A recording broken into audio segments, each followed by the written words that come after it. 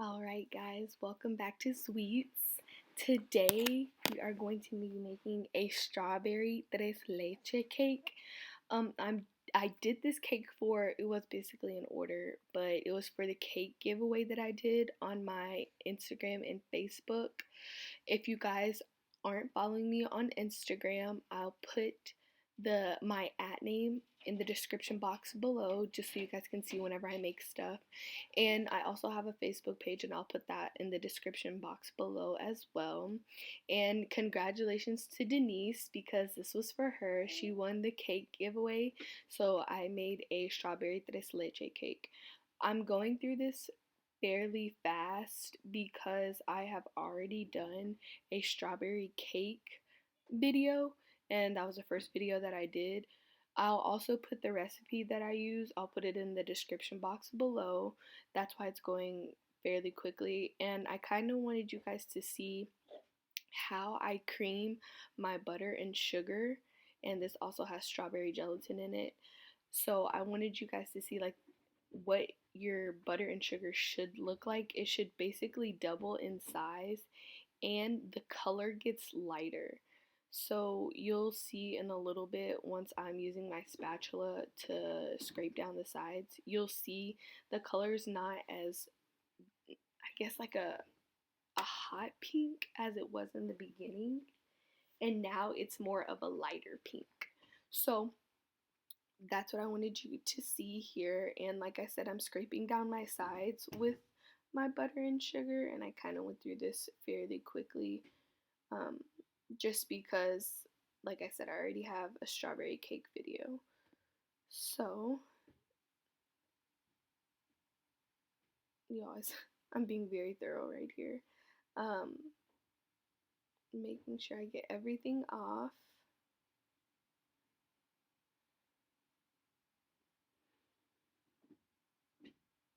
Wow. I thought I made this a lot shorter than I actually did. Let's see. Okay.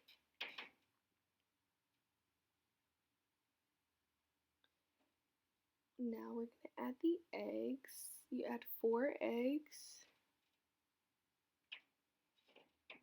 And another thing that's important whenever you're baking, to me, after I add my eggs, that's the shortest amount of time that you want to beat your eggs in for the shortest amount of time because you don't want to overbeat your eggs, which could result in a deflated cake, but your cake won't rise as much.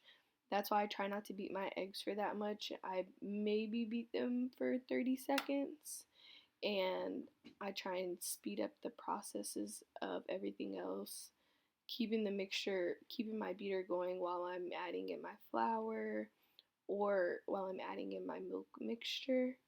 Another tip, whenever you're baking a cake, you always, with your dry ingredients, you start with your dry ingredients and then go to wet and then go back to dry, and then wet and dry, but you always want to end on dry just so you can make sure that everything is fully incorporated into your mixture.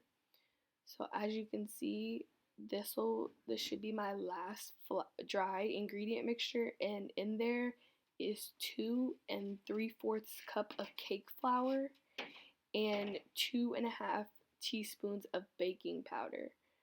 And that's another thing too, when you're using baking powder and baking soda, you just want to make sure that you get them mixed into your dry ingredients so they can activate.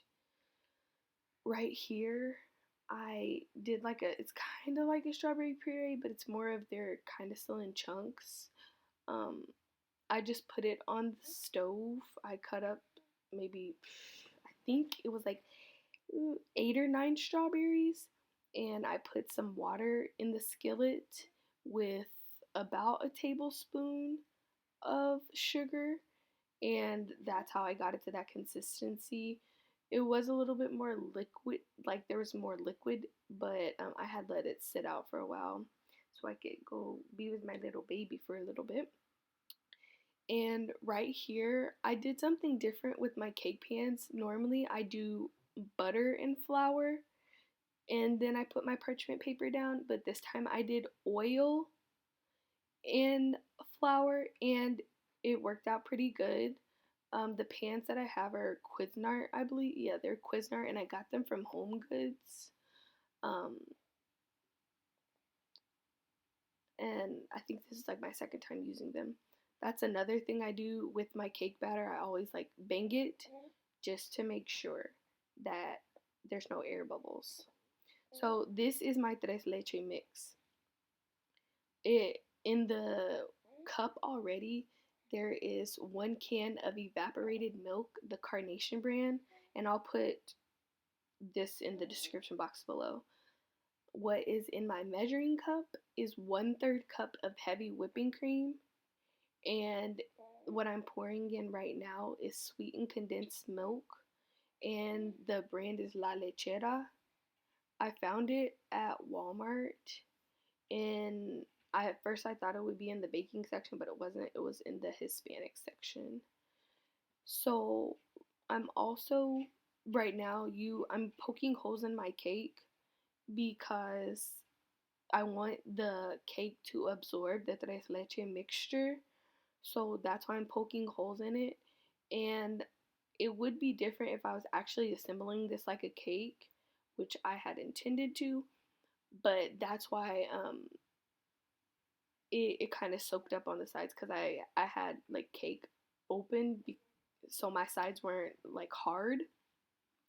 And I was going to assemble this like a cake, like I would do any other cake, but I was scared that the tres leche mixture would seep out, and I didn't want that, and I didn't want it all in my fridge. So I was like, you know what? I bought these tins for a reason, so thank you, Lord.